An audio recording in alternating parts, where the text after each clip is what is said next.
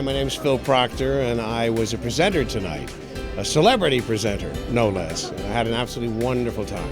I had the great pleasure of working as a voice artist on all of those great Pulp Fiction works by L. Ron Hubbard, and that's how I became associated with everybody and fell in love with everybody I've been working with. So I was very proud to be here tonight.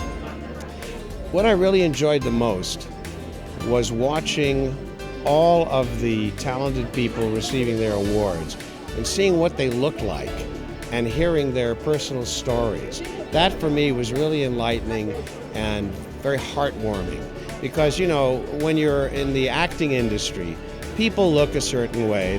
There are crazy character actors, but most people have to look presentable and are kind of cut from a certain mold. But a writer or an illustrator who's working in isolation in their own world, they can be whoever they are. The art comes from a different place, and the platform is different.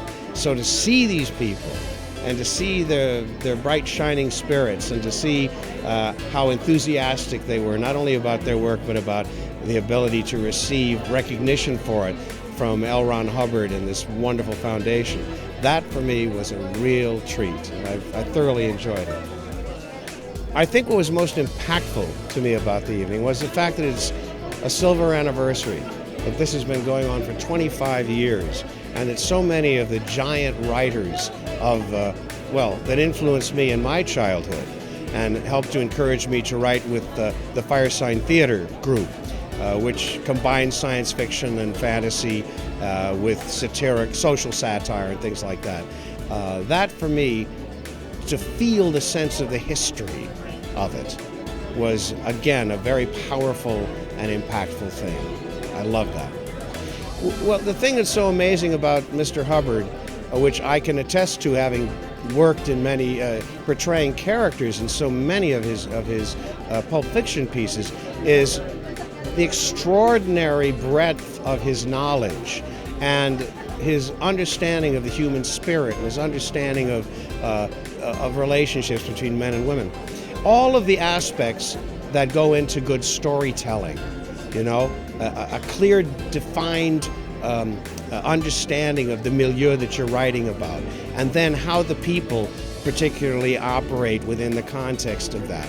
And the fact that he was able to expand his ideas as social satire, a lot of it, into visions of the future that embodied the direction that society could indeed evolve into. This is the constant challenge to me of this kind of fiction. It's the reason why I still read it, why I still love it, and why whenever I can I try to write it in the format of the comedy that I perform. And to see these people inspired in the same way and carrying the torch forward was, again, very inspiring and wonderful.